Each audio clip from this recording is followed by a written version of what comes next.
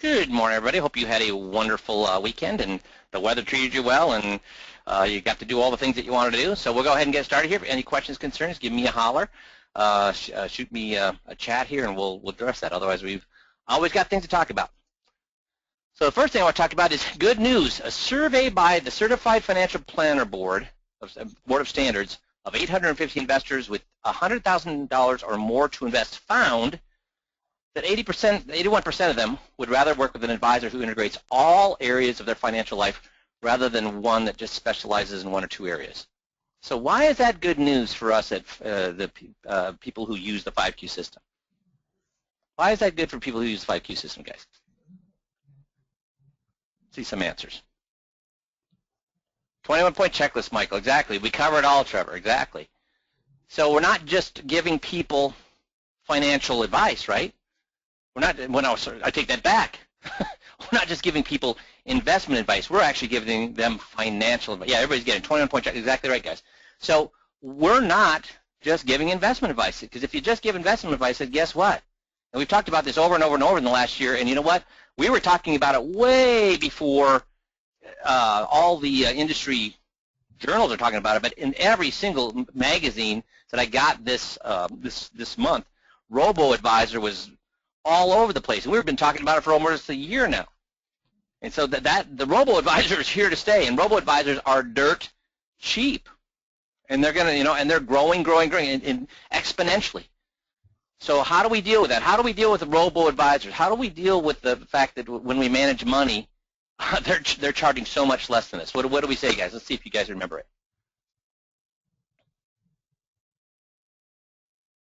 What do we say? Let's see if we can get somebody that comes up with it. Aha, there, Dino's got it. So what we say is, so what we charge is 1%, but that's 1% isn't for managing your money. We only charge 0.25% for managing money. The other 0.75% is for all the other things that we do. So if we're charging 0.25% to manage their money, does that put us in a good position as compared to the robo-advisors, guys? It absolutely does. Absolutely. So this is good news. You're doing the right thing. The 21-point checklist is what allows you to compete in today's world of financial advice. Second thing I want to talk about is the Outside the Box 2014 Magic Training video has been updated. It's been updated with all the current slides. It's been updated with the why action questions.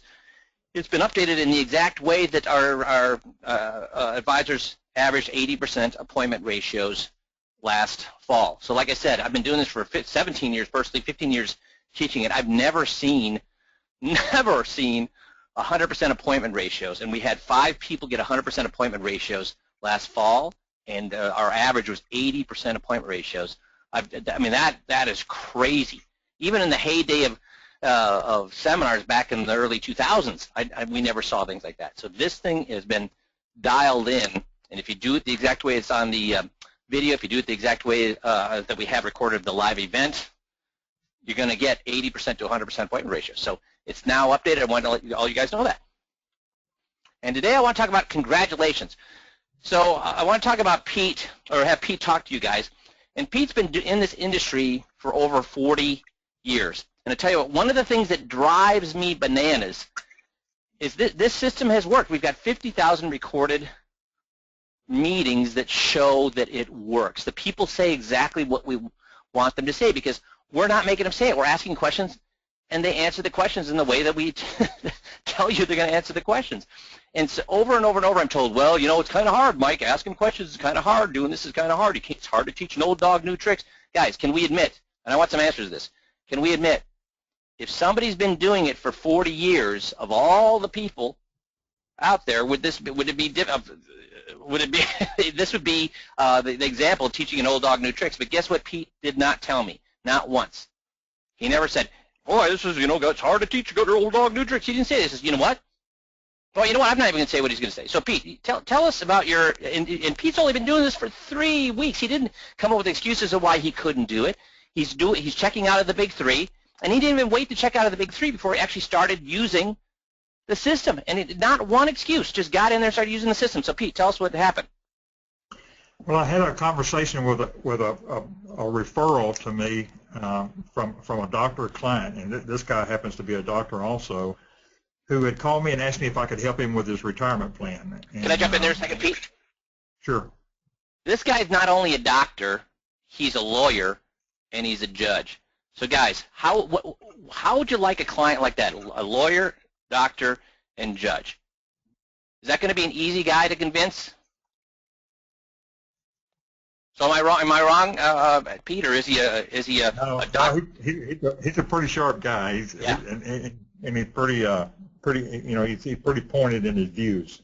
Mm-hmm. So go ahead. Sorry.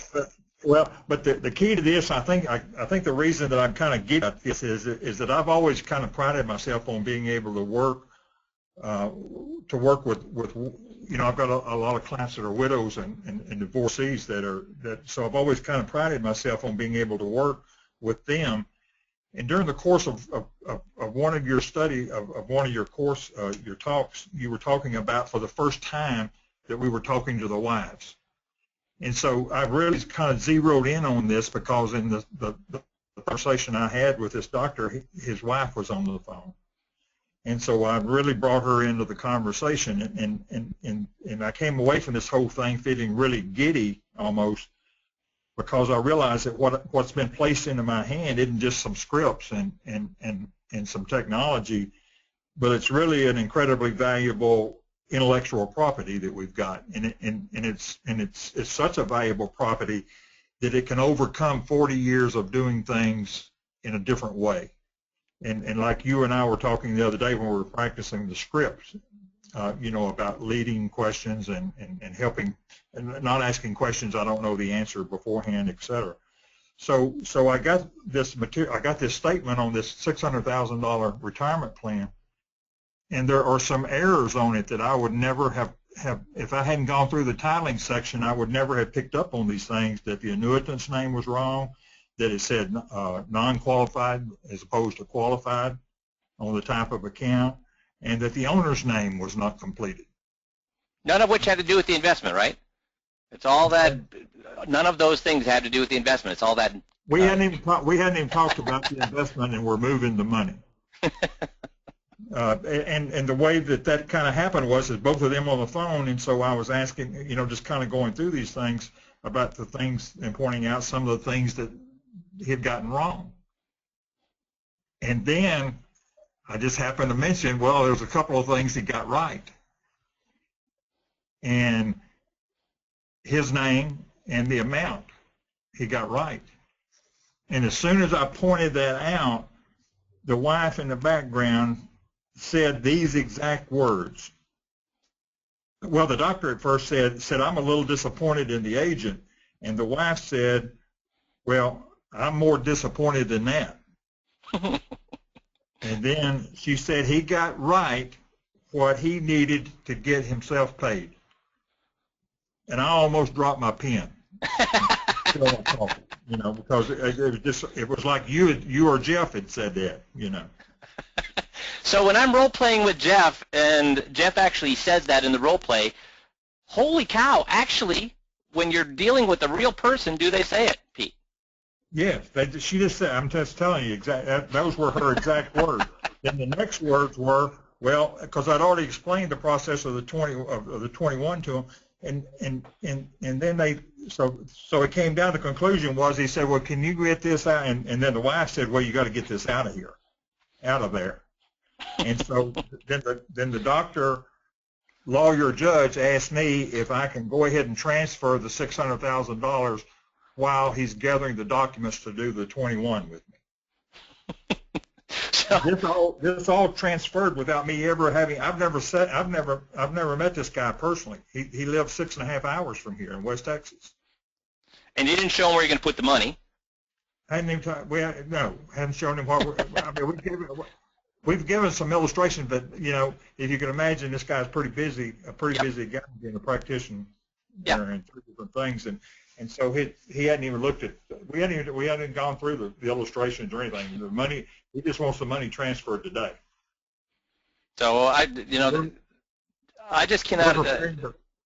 I'm sorry, Pete. Go ahead. Go ahead. So we're preparing the transfer papers for the $600,000 while he's gathering the data to get the other stuff. And that's what makes me know that this is really, it's more than anything that I had previously thought it was as far as the 5Q system is that it's really a really valuable intellectual property. Well, can I ask you a question, Pete? Because you hear me saying, hey, you know what? If they say if in the first 30 minutes if they say that any advisor doesn't look at power of attorney is a lousy financial advisor, if they say, you know what, he actually had me fill out the wrong form so he could make money on me when I'm dead and then do the same thing to my kids. If they actually say, I mean, when you hear me say that, did you kind of roll your eyes a little bit? Or I mean, how much did you believe me that this stuff would happen exactly? The clients would say exactly what I told you they would say. Well, I'll put it this way: I've got a hell of a lot higher degree of belief in you now than I did before my first conversation with a client. Well, then why? Because I can imagine that. You know, like you said, you believe a lot more now that it actually happened prior to. So what made you go ahead and try it, even though maybe your belief wasn't where it's at now? Well, first of all, because I noticed the things on the statements that I wouldn't have probably noticed before. You know, I would have been zeroed in on the investments and about making an investment pitch and about finding a hot button so that I could enter the beauty pageant.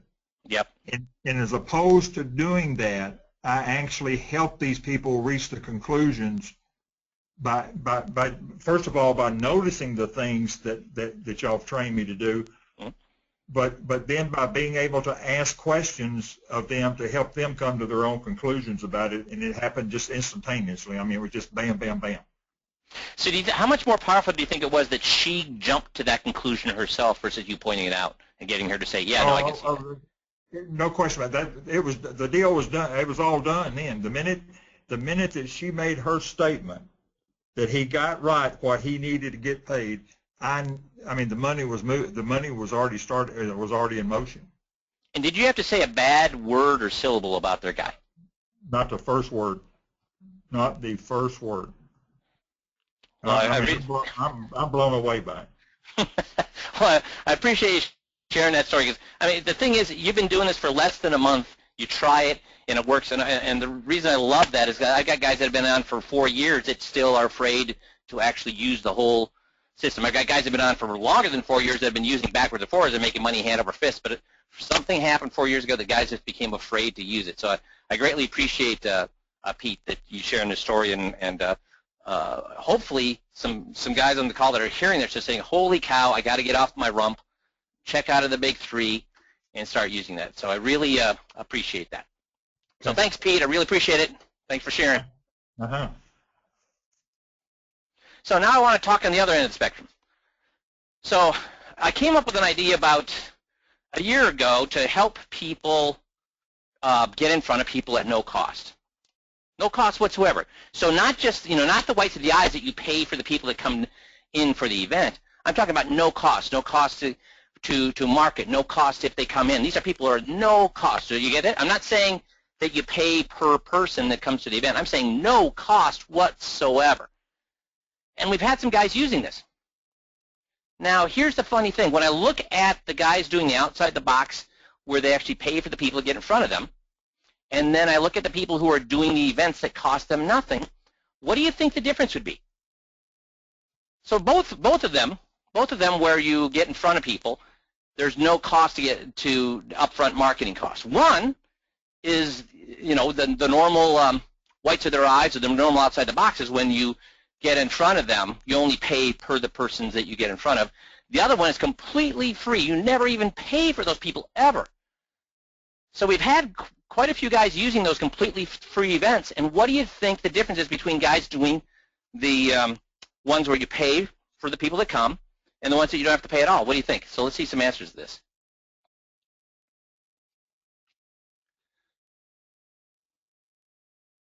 Pay does better, Tom says, and then Tony says the free ones work better. And then I got Matt says, I guess more with not paying. Yeah, well, so I got 2 to 3 right now. I got 2 people saying it's going to be better if you don't pay, and I got one that says you're going to be better if you do pay. So congratulations, Tom. You're going to be better off when you pay. Now I got 3 out of 4 saying better off if you don't pay. Now I get one. Okay, so now we get, so now we're getting it. 20% less, you're going to see, Michael, way less. Way less. So this is a guy who's been on the system for a while, and he's always telling me he doesn't have enough money. You know, there's always reasons why he can't get in front of people, and I guess he has no friends. And so we came up with this idea. So he hit the jackpot. He hit the jackpot. He got into front of 5 events. In the first event, so let's talk about the first 5 events where it's not going to cost him anything to get in front of people. So let's talk about the first event. 26 great prospects coming to see him. And 0 cost, not now, not in the future, no cost whatsoever. So this guy is struggling. So I'm saying, let's help him. Let's help this guy. So I call him up. I say, let's work through this. You've given the goose that laid the golden egg. So I called him 6 weeks before his actual first free event. Said, you know what? This could set you up. These 5 free events could set you up for, like, guys, how much money can you make if you're doing 5 events? How much money should you be able to make? Can we agree you should be able to make at least $250,000 with just falling out of bed, right? So I'm saying you're set up for life. You've been struggling. You haven't had money. You got no friends to present to. So this, let's make sure this thing works. So I prepped him exactly what he needed to do and showed him what he needed to do. And I said, now call me in a week, and we'll go through this, and we'll make sure that you are awesome before that event. I said, anything in between, call me, we'll help you. I even reached out to him to see if he needed help. And guess what he told me? Got it locked in, man. I'm a great presenter. I've been doing this for a long time. Now, guys, can I ask you a question? If you're a great presenter and you have no money, what's that tell you about your presentation skills? If you're a great presenter, if you're telling me you're a great presenter but you don't have any money, what's it tell me about your presentation skills? That's right, Trevor. So I'm trying to help this guy, and what's he telling me instead? Got it handled, man. I'm a great speaker. Gonna nail it. So I think you can understand where I'm going. No good deed goes unpunished. Here's his prep. He didn't read the 4-page manual. Guys, I understand if the manual is 30 pages long, not reading the manual. Is there any excuse for not reading a 4-page manual, guys? Is there any excuse for not reading a 4-page manual? So guess what he did?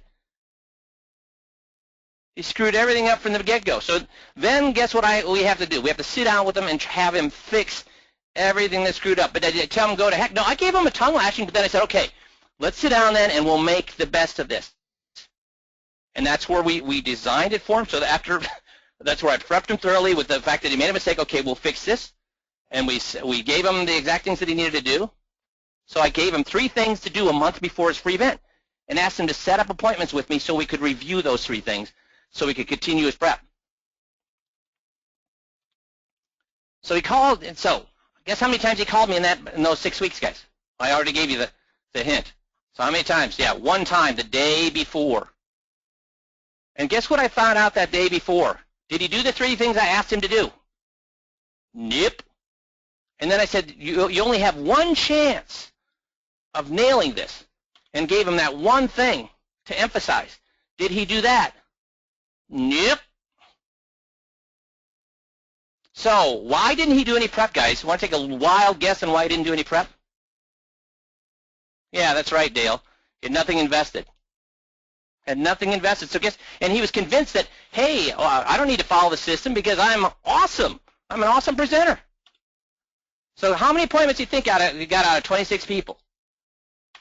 2. Yeah, well, everybody's saying 0. That's what he deserves, but he got 2 out of 26. Now, when Scott called him, here's the reasons he said. Well, the contact person I had there, she wasn't there, and someone else had to help me. There wasn't any signage on how to find the room. People were grumpy because they couldn't find the room. The room was too small, and he had 5 other reasons. What do all these reasons have in common, guys? What do all these reasons have in common about why he didn't make any appointments? Yeah, you're right, Michael, him. None of those excuses included who? Him. Guys, if you're an awesome presenter, If you're an awesome presenter and you get in front of 26 people, how many appointments should you make? 26, exactly, Tony. You know, it's kind of like, you probably remember me saying this, we're in baseball season right now. So what if I told you that I bat 700? Yeah, I bat 700. What would you tell me? You'd say, you're crazy. Nobody bats 700. If you batted 700, they'd be paying you $100 million a year to play. So you come to watch me, and I say, yeah, come watch me. Come watch a game. So the first time I'm up to bat, I'm called out on strikes. Second time up at bat, I pop fly out. Third time up at bat, I walk. And fourth time up at the bat, I get a single. So you're waiting. You're like, yeah, see, you batted a 330. You didn't bat no 700. Because I got one hit out of three bats, right? Because we don't count walks. So I got one hit out of three. That's 330, right? So you're waiting there, and you're going to just nail me, right? And you're confused because I come out of the locker room and I'm smiling like a son of a gun. You're like, why are you smiling? I say, well, I don't just bat 700. I bat 1,000. So why am I telling you I batted 1,000? Because you'd be like, no, you didn't. You batted 330. You didn't bat no 1,000. What do you mean, batting 330? Well, you struck out first time up. No. That does not count. Because that umpire, he called me on a strike. That was a bad call. We cannot count that. That was a bad call. And you roll your eyes and you say, well, what about the pop-up? That was clocked at 97 miles an hour. Did you know that biologists have looked, and it's impossible even for the human brain to send a signal from your brain down your bat to hit a ball going 97 miles an hour. So I'm lucky to have even gotten the bat on the ball, let alone hit. We can't count that. And the walk, that doesn't count. So the only time there was really a ball I could hit, I got a hit. So that's 1,000. I'm batting 1,000. So what's this say, guys? If you're in front of people and you don't get an appointment, whose fault is it? Whose fault is it? Is it because they're plate lickers? Is it because they're tire kickers? Is it because they're grumpy? Is it because whose fault is it? It's ours, it's ours, it's ours. You know, and the year my income, after 8 years of making $50,000 a year, the year that my income jumped from $50,000 to $350,000, guess what the biggest difference was between those years? 8 years of making 50, and then I jumped to 350 that next year. That's a sevenfold increase. What happened? What's the biggest thing that happened that year? Yeah, accountability. I started to look inward, Dino. I started to blame myself for things going wrong instead of everybody but myself. So why did this guy go in so unprepared? Can we admit, did he prepare for this at all? If I offered all those times, he didn't do any of those things, didn't read the manual, didn't want any help from me whatsoever until the day before. Did he really have any prep in this thing? And why didn't he? Because if he was on the hook for $5,000, what would magically have happened, guys? This is crazy. See, you can have results or you can have excuses, but you know what you can't have? Both. So we see Pete, and then we see this other guy who I will withhold his name. But you know what? To a certain degree, the other guys that I've seen that have used these free events, to a very high degree, guess how closely they resembled that? How closely do they think it resembled this, guys? Prep and accountability. Do you think it was close or not close, the other guys? The same, right, Kevin? So I'll ask you the question again. When you do them for free or you pay for them, which ones ends up being the more profitable ones? When you pay. Now, if you hold yourself accountable, if you're an adult and a professional, you could make the free ones work pretty darn well for you, couldn't you?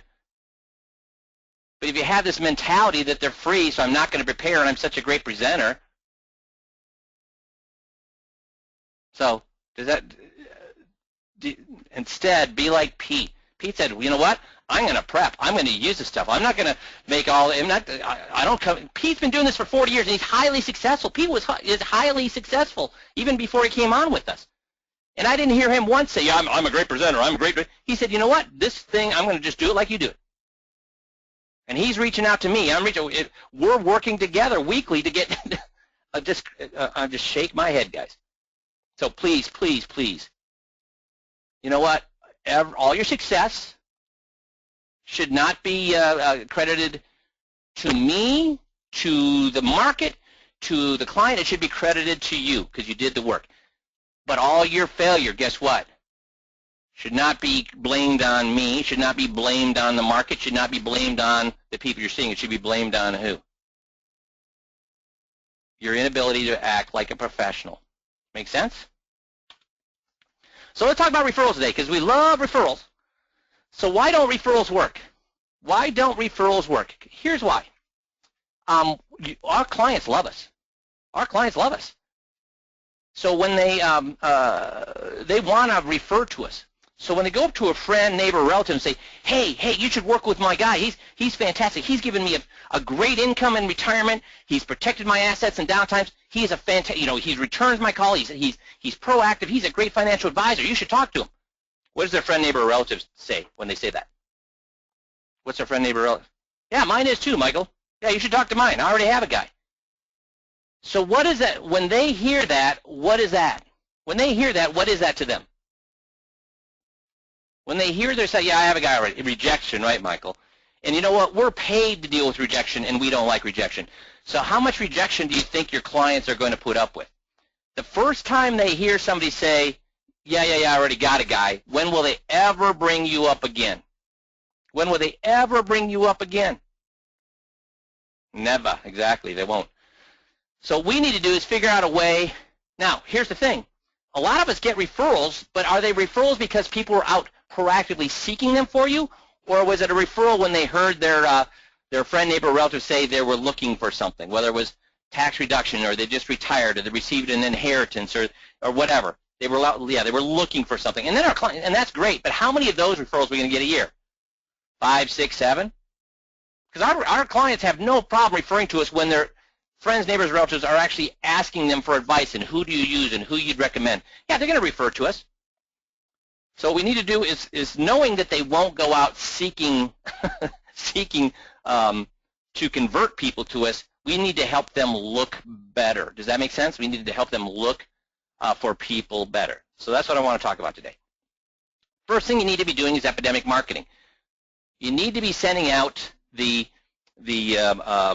client newsletter and the email. And if I had to choose between one, the client newsletter, which goes via a stamped envelope, or email, which one am I going to choose, guys? Stamped, exactly right, the stamped one. Why? Because mail is the opposite of what email used to be. When you look at your email, how quickly, no, it's not demographic, Todd, at all. It's not demographic at all, because I'll tell you straight out, this works with professionals as well. Guys, you came in here after the weekend. How quickly did it take you to get through your email? How quickly did it take you to get through your email? Did you read every one of your emails? Seconds, right, Matt? Because how quickly can you get rid of all, delete, delete, delete, delete, delete? And most of our clients, do they have spam filters? Do they have filters to weed out? No. So guess how many emails they get? So how quickly do they wade through their emails? Same thing in seconds. But here's the funny thing. Mail isn't what it used to be. You know what? Retired clients, I know this for a fact. Guess what retired clients look forward to every day? Guess what retired clients look forward to every day? The mail. They love opening the mail. Exactly, Matt. And what does the newsletter tell you when you send it by mail? First of all, it says, are you investing time, effort, and money into them? How much time, effort, and money does it take to send out an email, guys? And they know this. Really? When you get an email birthday card, what do you think is compared to a birthday card with a stamp and a handwritten note in it? Guess what I do when I get an email? Don't ever, ever, ever, ever, ever send me an email birthday card, because that pisses me off. Why? Either send me a birthday card or don't. Because sending sending one by mail shows that you care. Sending one by email says that that's about how much you care about them. So be sent now. What is our emails? Our newsletters about? Or what? This is an easier question. What are they not about? What are our drips marketing not about? They're not about running, right? And I always talk about this. If the only thing we talk about, if we're on a date with a girl, the only thing we talk about is sex, guess what she knows about us? So if the only thing we talk about in our newsletters is money, guess what they know about us?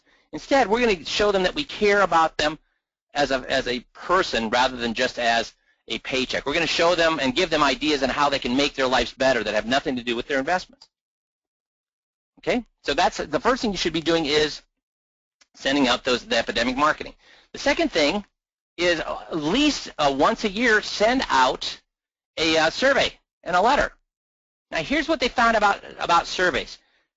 Whether they respond to your survey or not, surveys are fantastic. Why? So even if you send out a survey to your clients and not a single person sent it back, that's still a fantastic thing to do. Why?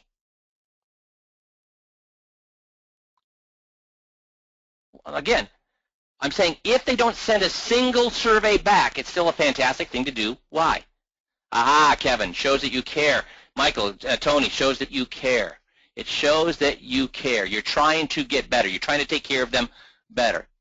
So the first thing you're going to do to nurture referrals is make sure you're sending out a survey letter on a regular basis. And that's once a year. Also, occasionally, now in our email drip, I'm actually, it's again, things that can help them, things that we're hoping that will forward to their friends, neighbors, relatives, so it's actually helpful things. But occasionally, you should also send them an email with this. Hey, do you know anybody who is blank? And I'd love to get them the information on how to blank. So this is helping them look for the right people. This is helping them look for the right people. So if you say, hey, do you know anybody who's retiring? I'd like to get retiring from the government. I have some information on how they can utilize their TSP. So if you're working at a place that has a lot of government employees, you're going to send out this email so that, because then they're like, oh, I know, Frank's retiring. I know, Frank's retiring. So it helps. Because if you just ask those people, hey, do you know anybody you could refer me to, guess what they're going to say? Nobody comes to mind. But see, when you prime the pump, when you say, hey, do you know anybody who's retiring from the government? I'd love to get some information on their TSP. Now they think, oh, yeah, I know one of those guys, though. They didn't know anybody when I threw a huge net out there. And guys, you remember, those of you that have been checking out of the big three, what do I tell you about your questions? What do I tell you about your questions? What do your questions need to be? That's right, Todd, specific. The more specific your question is, the easier it is to answer. And it's the same thing here. The more specific you are about who you're looking for, the easier it is for them to rack their brain to find that person.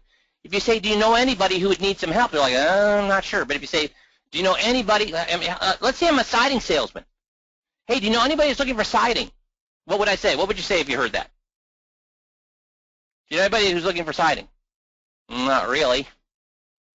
But if they said, hey, do you know anybody who the woodpecker's been pecking their wooden siding? Now I'm like, hey, you know what? I just had a party, and 3 of us were discussing that. Yeah, these 3 people. See, if you give them an idea of who you're looking for, it makes it easier for them to figure out who that person is. And then when you say, I've got information, I'd love to get them information on, and it's pertinent to them. So, hey, do you know anybody who's having some problems with woodpeckers pecking their wood siding? I've got some information. I'd like to send them an email on how to prevent that. See, now, would I give them the emails to talk to those guys? Yeah, I would. So do you see this? You make it easier for them to look. Because when you say, hey, let people know what I do, they're not going to do that because they're afraid of rejection.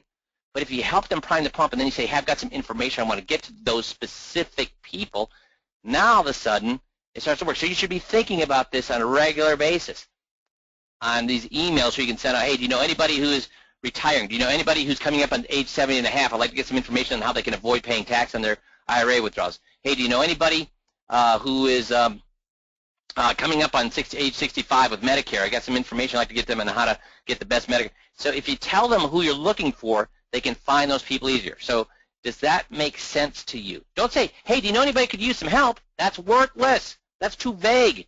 Be specific. So can I get some yeses that you understand what I'm talking about here? So Dino says yes. Good, I'm getting some yeses here. Thank you. Another thing, the Royal Oil Handwritten Love Letter and referral return card. So once a year, too, I would write a handwritten letter. Why a handwritten letter, guys? Matt's asking, should this be email or mail, too? I would do email only, Matt, because this is how we're going to get the mail. This is how we're going to do hard mail. So handwritten note says it took you some time and effort to do this. So I wouldn't do this for all of my clients, but I would do it for my A clients. I'd do it for the clients I'd want to duplicate. And then send them a handwritten note. And then I would say how to find, and then here's how to find, how to help find people. So remember we said be specific? Read what I say here. Yes, I know. So this is a handwritten letter, and then you have this in here too, which is helping them figure out who to refer to you. So and we're priming the pump. We're getting them to think about things. Do you know anybody who just moved to town?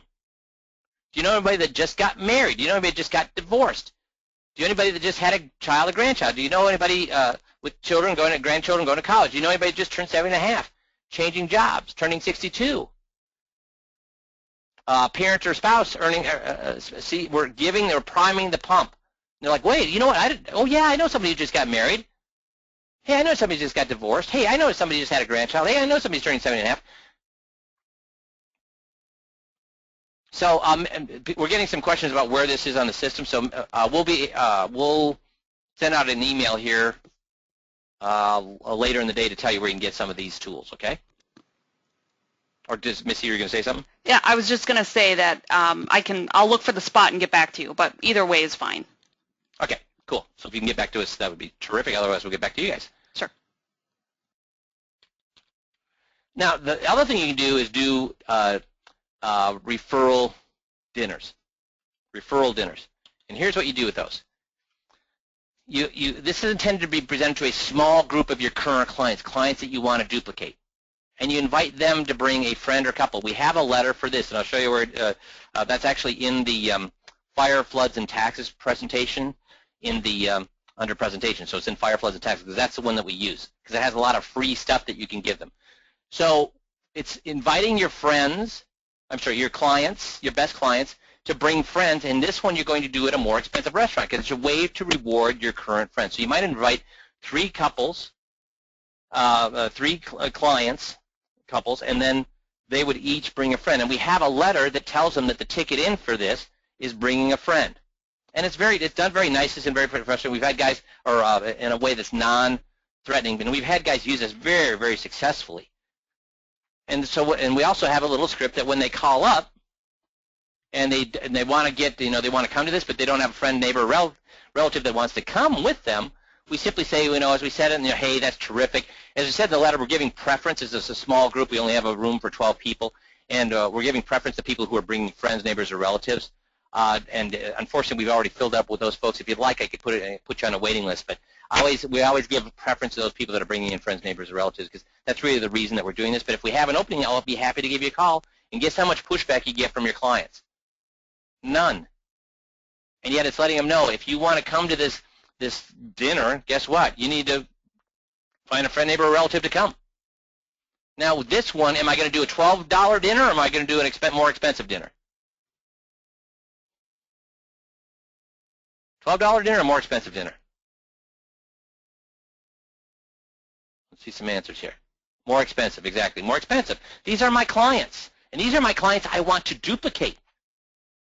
And is there any marketing cost? No, there's no marketing cost whatsoever, except for the dinners. And here, you're going to have we use the Fire, Floods, and Taxes. They go home with lots of fun stuff. And then guess what your friends, or your clients are going to be saying to their friends the whole dinner? You got to use this guy. You got to use this guy's great. So this is a fantastic way. I mean, there's no reason you shouldn't be doing. Those of you with client bases shouldn't be doing one of these a month. They're easy. They're simple. And they're very, very productive. Does that make sense? So this one is up under the fire, floods, and taxes. So the letter and all that stuff is up under the fire, floods, and taxes. But we'll get you information on where to get a hold of these other things here later in the day. We'll actually go ahead and we'll post the Royal Loyal underneath the archive library. So the Royal Loyal is going to go underneath the archive library here later in the day. And is that with, okay, both of those then, are all of those documents? Correct. Yep. Super. Super. Thanks. Yep. So good. That's all I have today. So please be like Pete. Please don't be like the guy that got in front of 3 people and wasted a chance to get in front of 26 people. And, hey, use these. If you've got clients or warm people, please use these tools we're giving you for referrals. This is an easy way to get in front of fabulous people at very, very low cost. Thanks, everybody. Have a great rest of the day, and we'll talk to you all soon.